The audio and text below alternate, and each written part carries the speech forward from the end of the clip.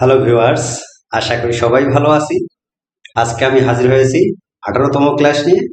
তো 18তম ক্লাসে আমরা যেটা শিখব, আমরা ইতিপূর্বে ব্যঞ্জন বর্ণের মূর্ধন্য ন পর্যন্ত আমরা লিখতে শিখেছি। তাহলে আমরা আজকে শিখব ত থেকে দন্ত ন পর্যন্ত। তাহলে আমরা দেখে নেই ত বর্ণটা লিখতে কতটা নির্দেশনা অনুসরণ করতে হবে। প্রথমে মাত্রা 1 নাম্বার, এখান থেকে শুরু করে এই হলো 2 নাম্বার। তার মানে ত বর্ণ লিখতে আমাদের দুইটা নির্দেশনা মানতে হবে, 1 2। এবার দেখি থ বর্ণ। থ বর্ণতে আমরা ধরবো এইখান থেকে শুরু করে 1,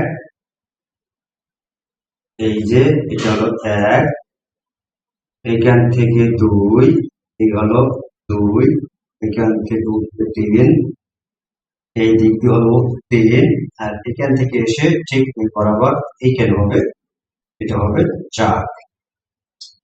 তার মানে থ বর্ণ লিখতে 4টা নির্দেশনা মানতে হবে। আমি আরেকবার দেখাচ্ছি, 1 2 3 4।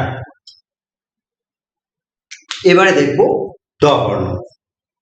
তো দ বর্ণ লিখতে আমাদের প্রথমে হচ্ছে সহজ 1 নম্বরে মাত্রা, এই হলো 2, এই হলো 3,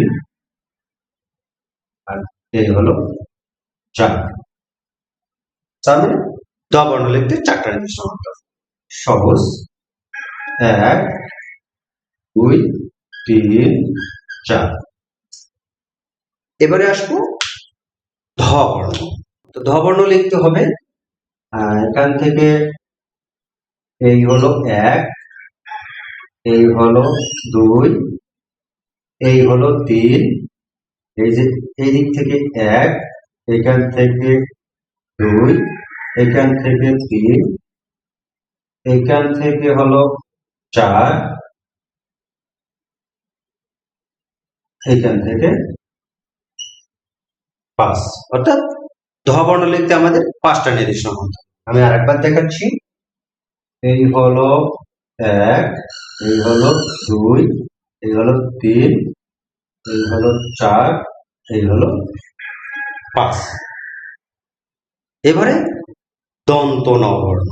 দন্ত ন বর্ণ শুরুতে আমরা দেব মাত্রা 1, এই হলো 2, আর এই হলো 3, এখান থেকে 2, এখান থেকে 3। অর্থাৎ দন্ত ন বর্ণ 3টা নির্দেশনা মানতে হবে। প্রথমে হচ্ছে আবার দেখাচ্ছি, 1, এখান থেকে 2, এখান থেকে 3।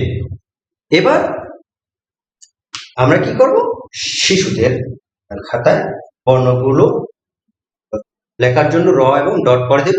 শিশুরা ডটে হাত ঘুরিয়ে বর্ণগুলো সঠিক নির্দেশনায় লিখে ফেলবে। তো আমরা কিভাবে ডট করে দেব সেটা একটু দেখে নেব। প্রথমে প্রত্যেকটা বর্ণের জন্য একটা করে র তৈরি করে আমরা এভাবে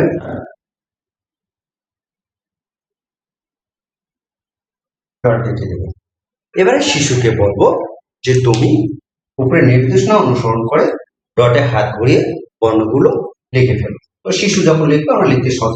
প্রথমে কি দিবে শিশু, বলবো যে মাত্রা দাও, তারপরে এখান থেকে ধরে এই যে এই পর্যন্ত যাও ত বর্ণ। প্রথমে কি দিবে শিশু, প্রথমে দিল হলো মাত্রা, তারপরে 1 নম্বর কাজ, 2 নম্বর কাজ এখান থেকে ধরে চলে আসবো 2 নম্বর। এবার লিখবে থ বর্ণ। তো থ বর্ণ শিশুকে বলবো দেখো এখান থেকে নির্দেশনা অনুযায়ী এইভাবে ধরে ডটে হাত ঘুরাও, 1, যে 2, এই হলো 3, এই হলো 4। এবারে কি ত বর্ণ। তুমি প্রথমে শুরুতে মাত্রা দাও 1, এবারে এটা হলো 2 নম্বর কাজ, 3, এই হলো 4।